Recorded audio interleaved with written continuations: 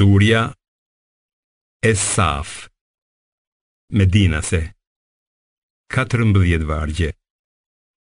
Bismillahirrahmanirrahim. Me emrin e Allahut, të gjithë mëshirshmit, mëshirëplotit. Allahun e përlëvdon gjithçka që gjendet në qiej dhe në tokë. Ai është i plot fuqishmi dhe i urti. O besimtar, përse thoni atë që nuk e bëni? Është shumë e urryer për Allahun të thoni atë që nuk e bëni. Vërtet, Allahu i do ata që luftojnë në rrugën e tij, të radhitur si të ishin një ndërtesë solide. Kujto kur Musai i tha popullit të vet: O populli im, përse po më mundoni kur e dini mirë se unë jam i dërguari i Allahut te ju? Kur ata u larguan nga e vërteta, Allahu i largoi zemrat e tyre nga rruga e drejtë. Allahu nuk e shpije në rrugë të drejtë popullin jo besimtar. Kujto kur Isai, i biri Merjemes, tha: O bijtë e Izraelit, unë jam i dërguari i Allahut tek ju, për t'ju vërtetuar Teuratin e shpallur para meje dhe për t'ju sjellë lajmin e gëzueshëm për një të dërguar, emri i të cilit është Ahmed, që do të vijë pas meje. Por kur ai u solli atyre shenjat e qarta, ata thanë: Kjo është magji e hapur.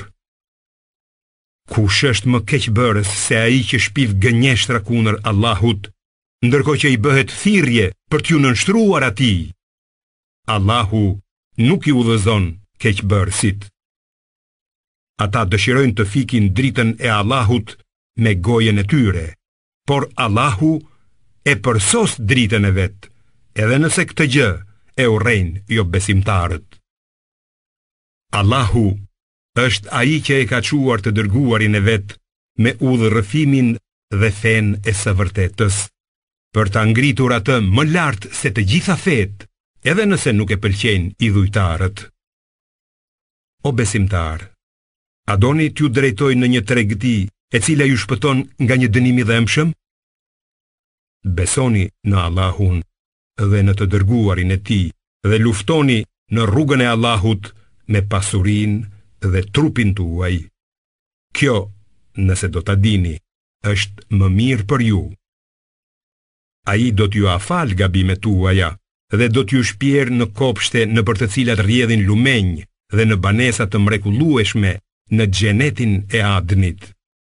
Kjo është fitoria më e madhe. Ai do t'ju fal edhe dhunti të tjera që i dëshironi, ndihmën e tij dhe një fitore të afërt. Andaj, gëzoj besimtarët.